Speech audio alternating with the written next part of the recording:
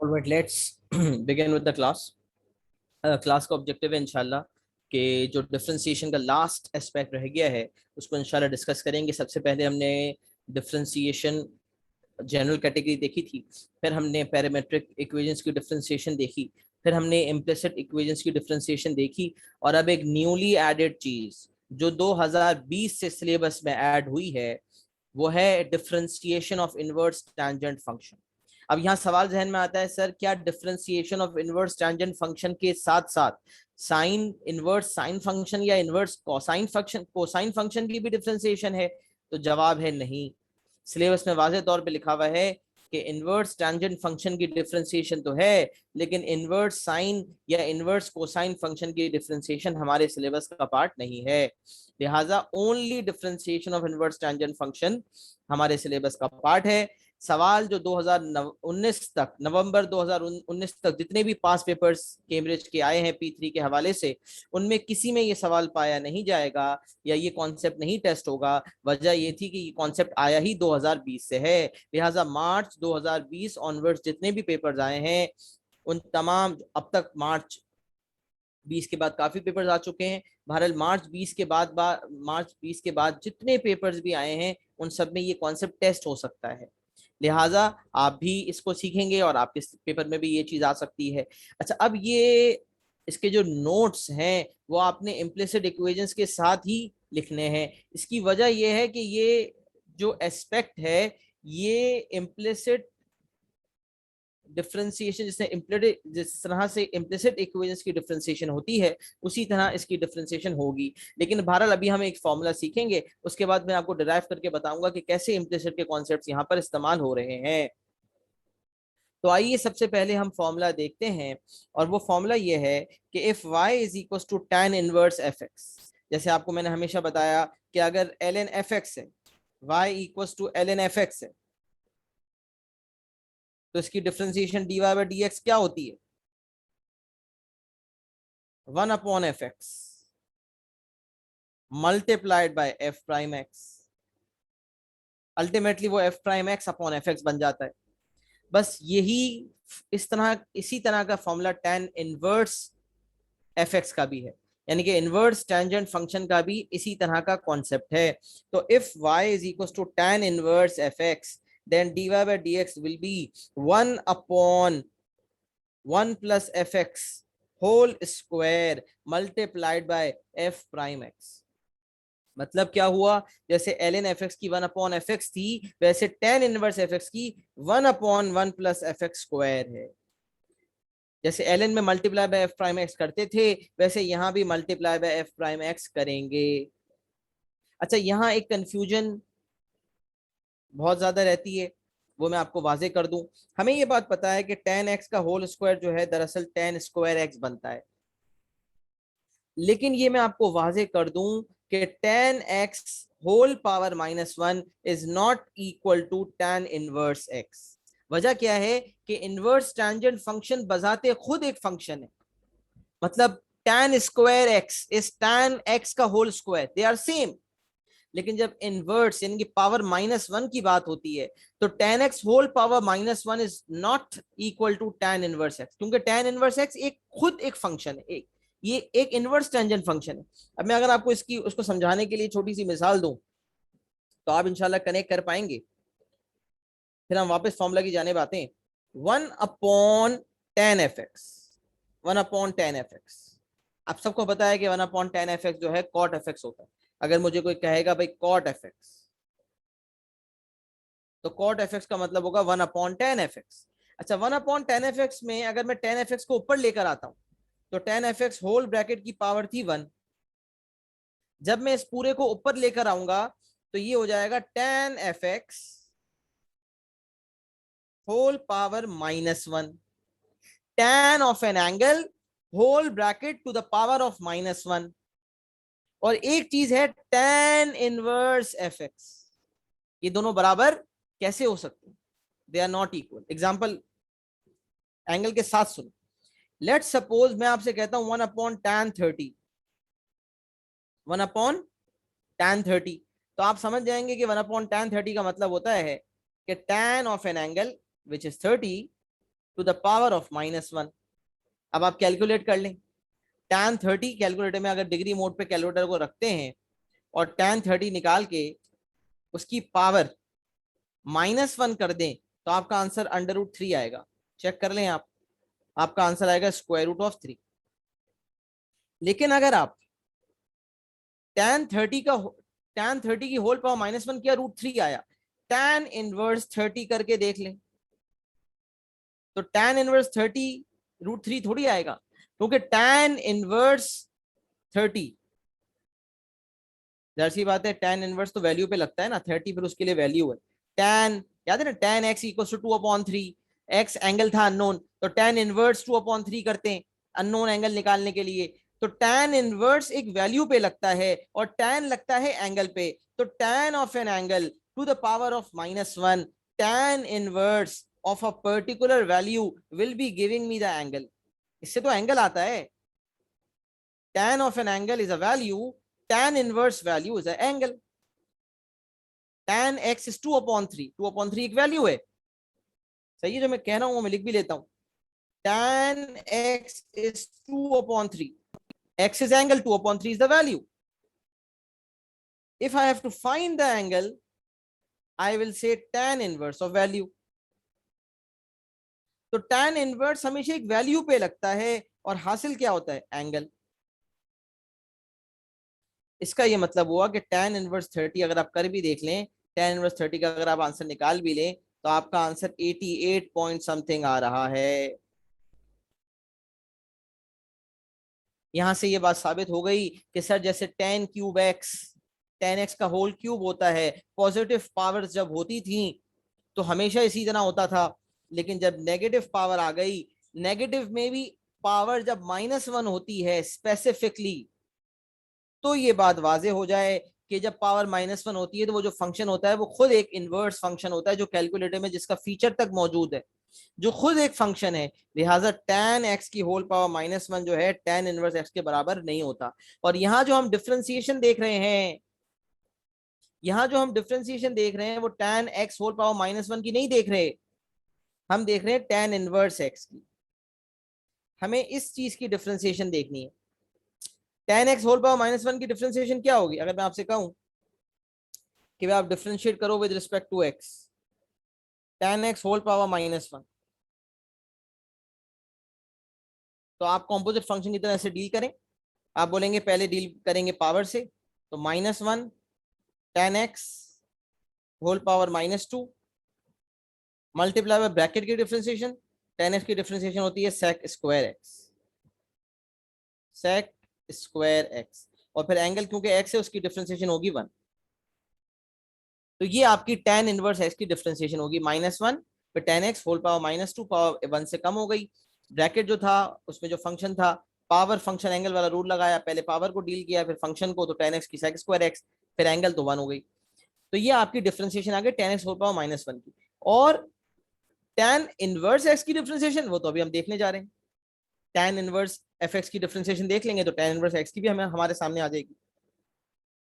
तो इसीलिए सबसे पहली चीज ये वाजे करना जरूरी थी कि tan x whole square tan square x के बराबर है, और यही काम तमाम पॉजिटिव पावर्स के साथ भी होगा।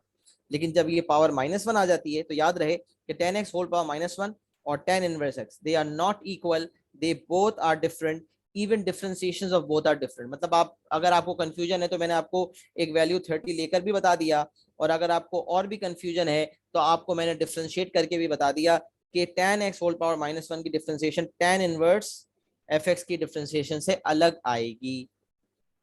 सही है। अभी मैं tan इनवर्स x की डिफरेंशिएशन या इस फॉर्मूला को मजीद रीइंफोर्स करके जब करवाऊंगा तो आप देखेंगे इसका आंसर इसके आंसर से मैच नहीं करेगा। अच्छा, अब एक दफा मैं फिर फॉर्मूला की तरफ आता हूँ। tan इनवर्स fx की जब डिफरेंशिएशन करनी होगी तो फॉर्मूला जहन में बिठा लें, पहले फॉर्मूला जहन में बिठा लें, उसके बाद इम्प्लिसिट इक्वेशन के थ्रू इसको समझाऊंगा भी और इसको एलैबोरेट भी करूंगा।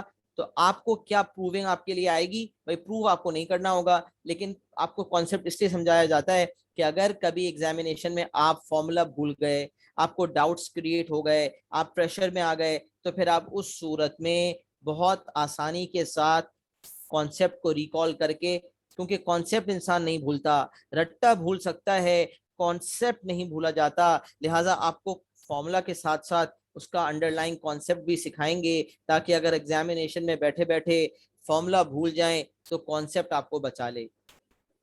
अब वापस फॉर्मूला की जानिब, y equals to tan inverse f x.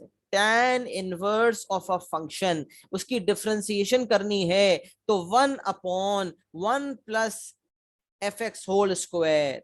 जो फंक्शन है वो डिनोमिनेटर में आ गया और उसके ऊपर होल स्क्वायर आ गया, और 1 प्लस फंक्शन होल स्क्वायर है और न्यूमरेटर में 1 है, और फिर जो एफ एक्स की डिफरेंशिएशन है वो मल्टीप्लाई हो गई। अल्टीमेटली ये फॉर्मूला बन गया।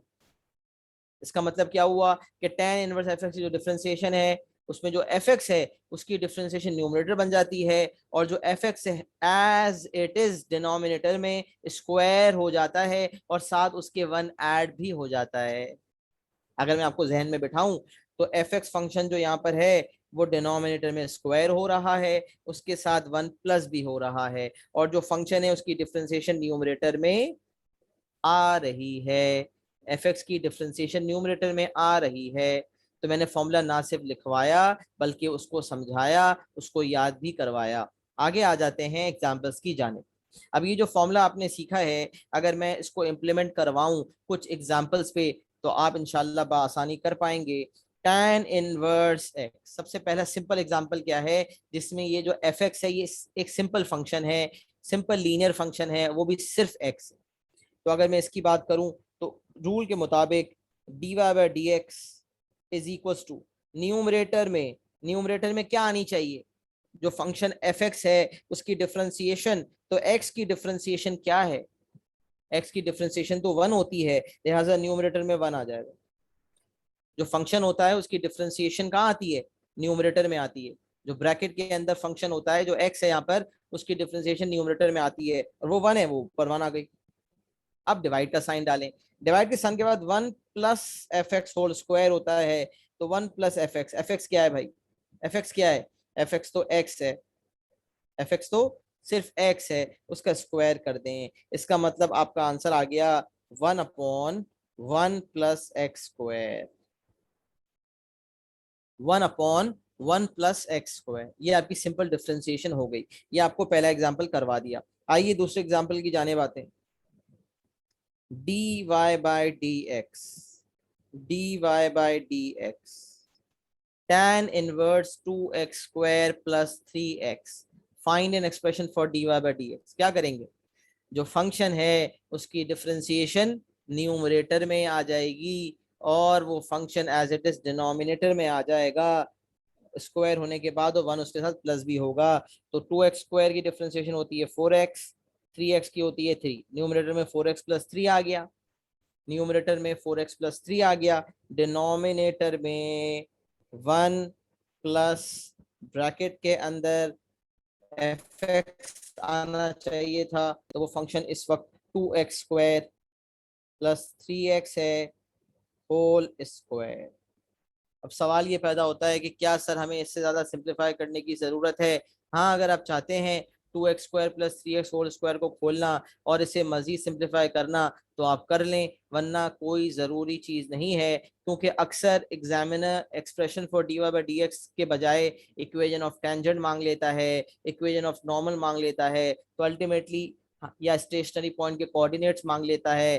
तो वो तमाम चीज़ें जो डिफ्रेंशिएशन में आती रही हैं वो इनवर्स टेंजेंट फंक्शन के साथ भी आएंगी। भारत इसके पास पेपर्स के सवाल मौजूद नहीं है, इसकी वजह मैंने आपको बता दी, लेकिन जब ये 2020 से आना शुरू हुआ तो इसके सवाल बिल्कुल उसी तरह आएंगे, आ रहे हैं जिस तरह से बाकी डिफरेंशिएशन के फंक्शंस के सवालात आते हैं।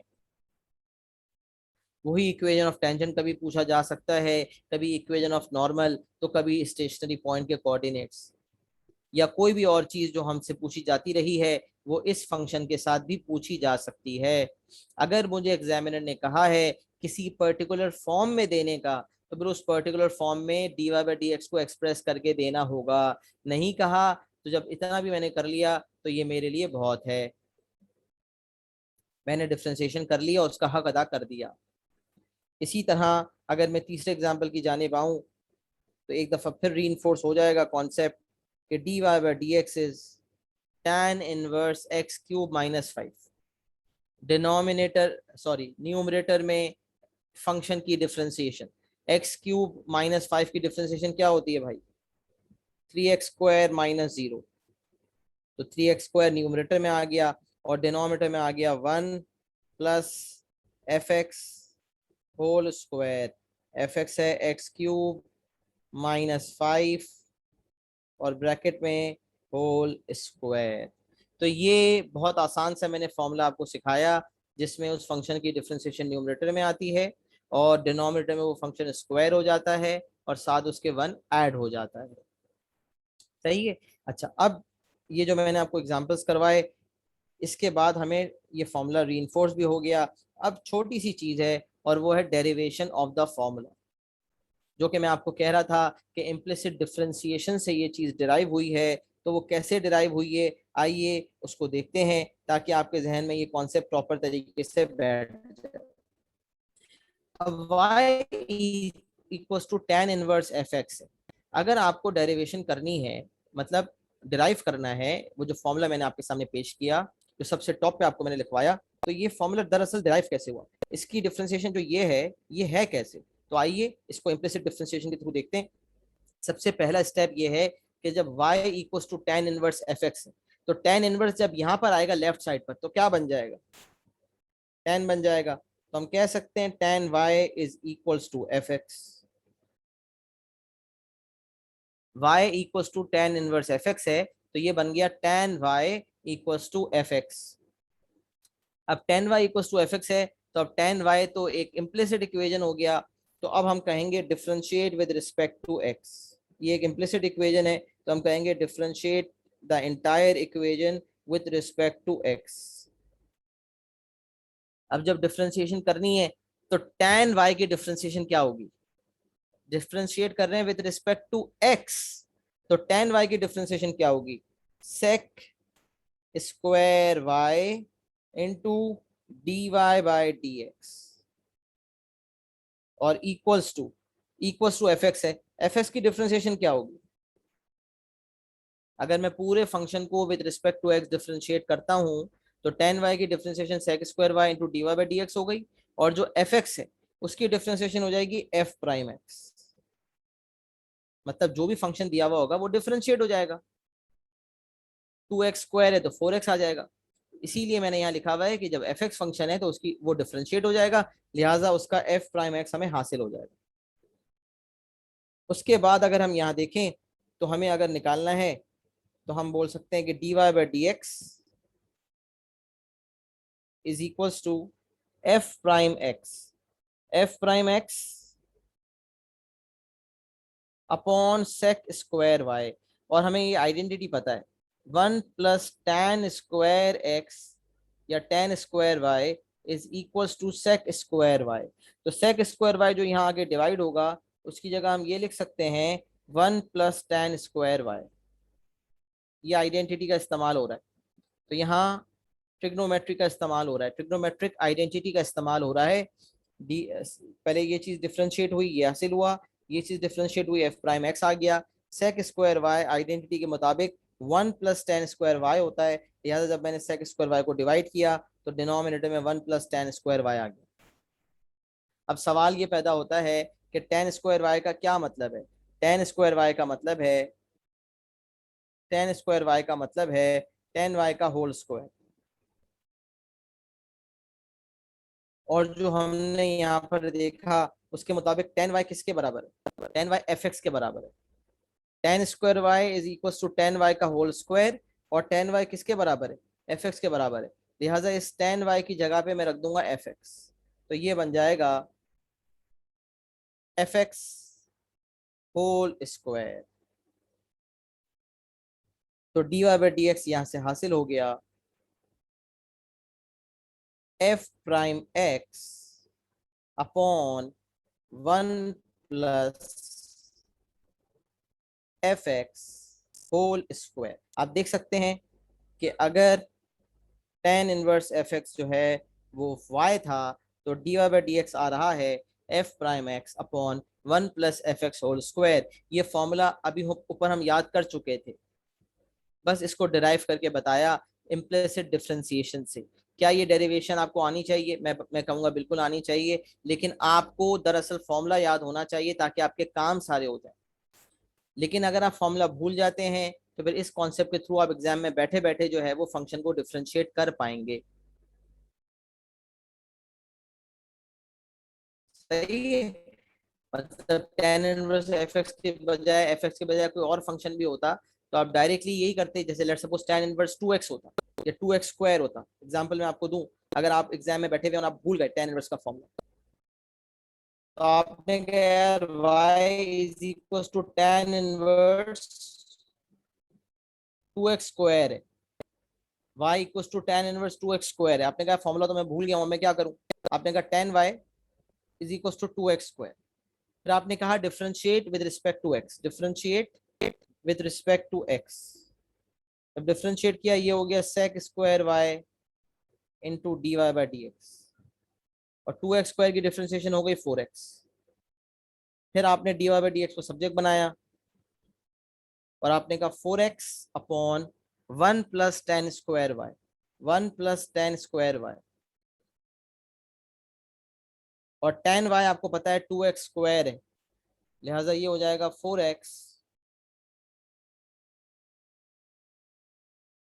अपॉन वन प्लस, और टेन स्क्वायर वाई का मतलब टेन वाई का होल स्क्वायर, तो ये हो गया टू एक्स स्क्वायर का होल स्क्वायर।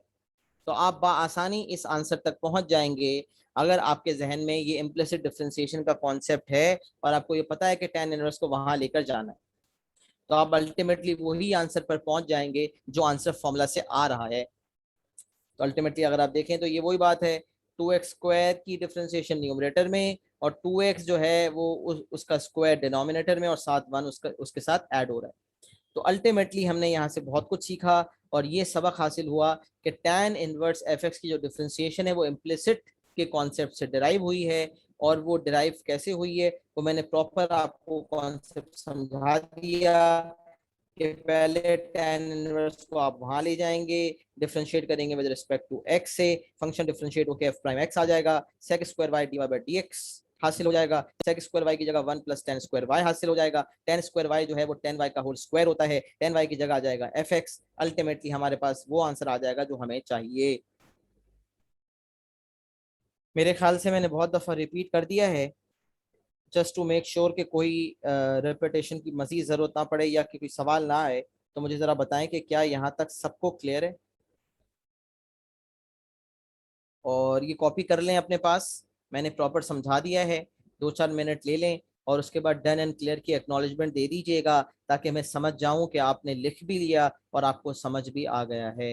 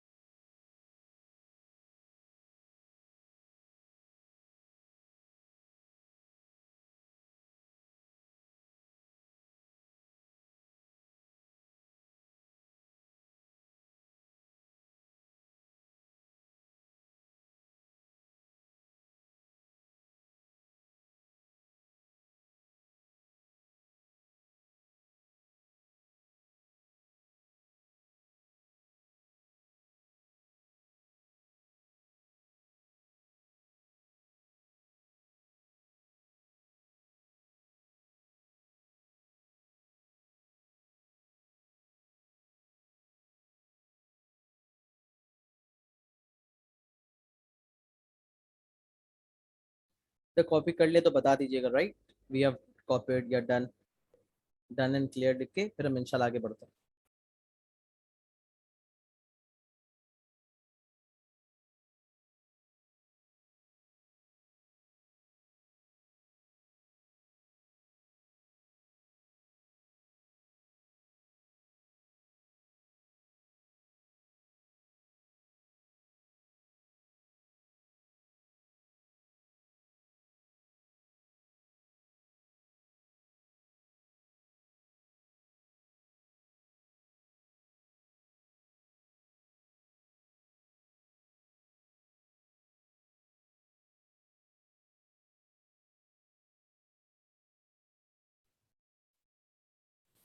चलिए अलहमदुलिल्लाह तकरीबन लोगों ने लिख लिया है। अगर किसी ने नहीं लिखा है तो स्क्रीनशॉट ले ले और उसको फिर इत्मीनान से नोट डाउन कर ले।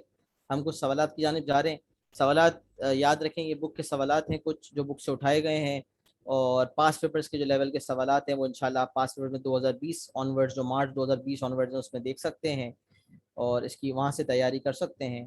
तो इंशाल्लाह आपके एग्ज़ाम से पहले अच्छे खासे पेपर्स आ चुके होंगे, अच्छे खासे पेपर्स आ चुके हैं अब तक भी, और मज़ीद आ जाएंगे इंशाल्लाह जब तक आप एग्ज़ाम देंगे। लिहाजा आपकी प्रैक्टिस इस एस्पेक्ट की वहाँ से हो जाएगी। बस आपको ये फॉर्मूला जहन में होना चाहिए और ये कॉन्सेप्ट भी जहन में होना चाहिए, ताकि फॉर्मूला जहन से निकल जाए तो कॉन्सेप्ट साथ दे दे। अच्छा, अब अगर हम यहाँ देखें तो ये बिल्कुल सिंपल सिंपल एग्जाम्पल्स हमें नज़र आ रहे हैं। 5 tan 1 3x। अब जो 5 है वो तो सिंपल बाहर है, तो tan 1 3x की डिफ्रेंसिएशन क्या होती है? तो अगर मैं यहाँ dy/dx लिखूँ तो dy/dx 5 कांस्टेंट है, 5 कांस्टेंट बाहर ही रहेगा। tan 1 3x की डिफ्रेंसिएशन क्या होगी? तो 3x जो फंक्शन है उसकी डिफ्रेंसिएशन न्यूमरेटर में आएगी यानी कि 3, और डिनोमिनेटर में आ जाएगा 1 प्लस 3x का होल स्क्वायर। तो अल्टीमेटली अगर मैं देखूं तो 5 3 15 अपॉन 1 प्लस 9x स्क्वायर। सही है। अगर मैं इसको बिल्कुल सिंप्लीफाई कर दूं और 3x स्क्वायर को खोल दूं तो ये हो जाएगा 1 plus 9x square in the denominator और न्यूमरेटर में 15। अच्छा, अब अगर हम यहाँ देखें पार्ट 20 का देखें, तो यहाँ अगर हम देखें तो यहाँ दो function, y is a product of two functions. So when we know that whenever a function is a product of two functions, we apply the product rule. तो उसमें एक फंक्शन एक्सपोनेंशियल फंक्शन है और एक फंक्शन इनवर्स टेंजेंट फंक्शन। तो जैसे कि हम चलते हैं उसी तरह हम चलेंगे। लेट सपोज u जो है वो e पावर x है, तो जो u प्राइम होगा वो e power x into 1 e power x ही होगा, और जो v होगा that is tan inverse x। और अगर मैं v प्राइम निकाल लूँ तो v प्राइम हमें पता है x की डिफरेंशिएशन 1 होती है, 1 plus x square. tan inverse x की डिफरेंशिएशन होती है 1 अपॉन 1 प्लस एक्स स्क्वायर।